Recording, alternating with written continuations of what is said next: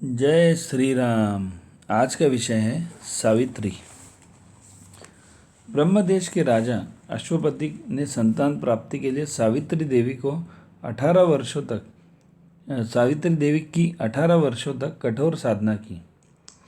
प्रसन्न होकर देवी ने दर्शन देकर कन्या प्राप्ति का वरदान दिया। समय आने पर बड़ी रानी मालवी, जो मालव नरेश की कन्या थी, ने पुत्री को जन्म दिया, जिसका नाम सावित्री रखा। सर्वगुण संपन्न बेटी को विवाह के योग्य जान राजा ने सावित्री से स्वयं अपने लिए वर खोजने को कहा। पिताश्री की आज्ञा से वह रथ पर बैठकर इस कार्य के लिए चली गई। राजा अश्वपति के पास देवर्षि नारद बैठे चर्चा कर ही रहे थे, तभी तक सावित्री भी लौटकर आ गई। देवर्षि को प्रणाम किया। राजा, कन्या का विवाह अभी तक क्यों नहीं किया? राजा ने कहा, वह वर खोजने ही तो गई थी, चलो इसी से पूछते हैं। तभी सावित्री कहने लगी, पिताजी, शाल्व नरेश द्युमत्सेन धर्मात्मा राजा थे। उनकी आँख फूटने के कारण पड़ोसी राजा ने राज्य हड़प लिया। उनका एक ही पुत्र है। अब पूरा परिवार वन में रहकर तपस्या कर रहा है।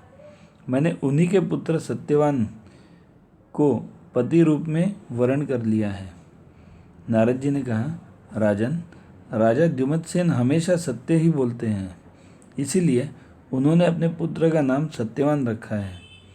बालक सूर्य के समान तेजस्वी, बृहस्पति सदृश बुद्धिमान, इंद्र के समान वीर, पृथ्वी की भांति क्षमाशील, रंती देवी के समान उदार, शिवी के समान ब्राह्मण भक्त, चंद्रमा के समान सुंदर, अश्विनी कुमारों की तरह रूपवान होने के साथ वह जितेंद्रिय, विनयी, पराक्रमी, सत्य प्रतिज्ञा, मिलनसार, ईर्ष्या रहित, लज्जाशील और तेजस्वी है। यह सुन राजा अश्वपति ने पूछा, मुनिवर, क्या कोई दोष भी है? हाँ राजन, दोष भी है, वह भी असाधारण। ठीक 1 वर्ष बाद उसकी आयु समाप्त हो जाएगी। जब पिता ने सावित्री को समझाया, तब बेटी ने कहा, पिताजी, धन के बंटवारे के लिए चिट्ठी, कन्या का दान और मैं दूंगा, ये तीनों बातें एक ही बार हुआ करती हैं। पिताजी, मैंने मन में निश्चय किया है, वाणी से प्रकट किया और अब क्रिया द्वारा अपने नियम को पूर्ण करूंगी। नारद जी ने कहा, राजन, कन्या की बुद्धि स्थिर है, आप सत्यवान के साथ विवाह करें। शुभ मुहूर्त में वृद्ध ब्राह्मण, पुरोहित तथा ऋषियों के साथ राणा ने द्युमत्सेन से कन्या के विवाह की प्रार्थना की, जिसे उन्होंने कुछ असमर्थता व्यक्त करने के बाद स्वीकार कर ली। विवाह संपन्न हुआ। सावित्री पति के घर आकर सभी गहने, आभूषण आदि उतारकर गेरुआ और वल्कल वस्त्र परिवार के अनुरूप धारण कर सास, ससुर और पति की निश्चल सेवा करने लगी।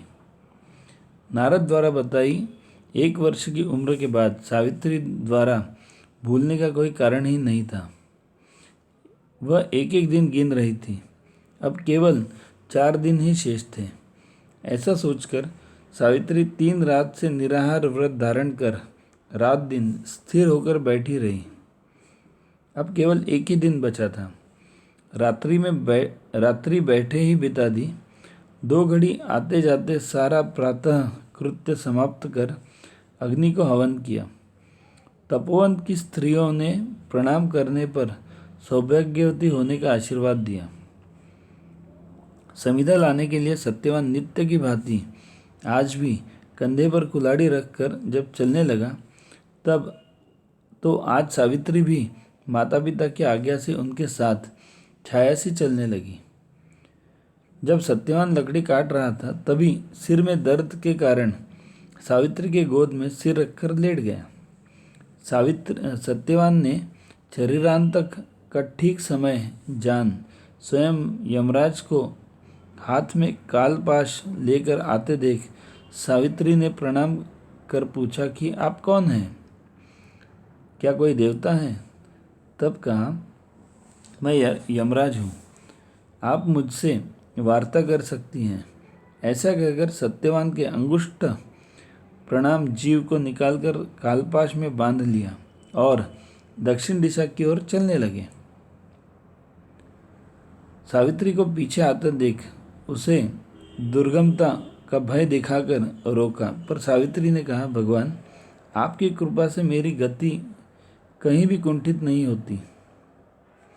धर्म चर्चा करते पीछे चली आ रही देख यमराज ने पति के जीवन को छोड़ कोई भी एक वरदान मांगने को कहा।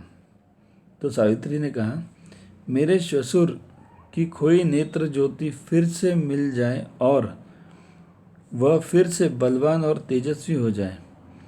तब भी चर्चा करती पीछे चलने लगी तो यम ने प्रसन्न होकर दूसरा वर मांगने को कहा। सावित्री ने कहा, ससुर को खोया हुआ राज्य उन्हें स्वतः ही मिल जाए। तब भी पीछे चलने पर तीसरा वर देने को कहा, पर सावित्री ने कहा, मेरे पिता अश्वपति को कोई पुत्र नहीं है, उन्हें 100 पुत्र हो जाए। अभी भी वह पीछे चल रही थी। यह जान चौथा वर मांगने को कहने पर सावित्री ने कहा, नाथ, मुझे भी कुल की वृद्धि करने के लिए 100 पुत्र प्राप्त हो। यमराज ने तथास्तु कहा और प्राण लेकर अब आगे बढ़ने लगे। तब सावित्री को पीछे देख कोई और अनुपम वर देने को कहा। तब सावित्री ने कहा, अब तो सत्यवान के जीवन का वरदान दीजिए, जिससे आपके सत्य और धर्म की रक्षा हो सके। जब यमराज को याद आया कि वह वचनबद्ध हो चुके हैं, तब उन्होंने सत्यवान को पाश से मुक्त कर 100 वर्षों का नवीन आयु दी। सावित्री के सतीत्व की सराहना करते हुए अपने धाम को खाली हाथ चले गए।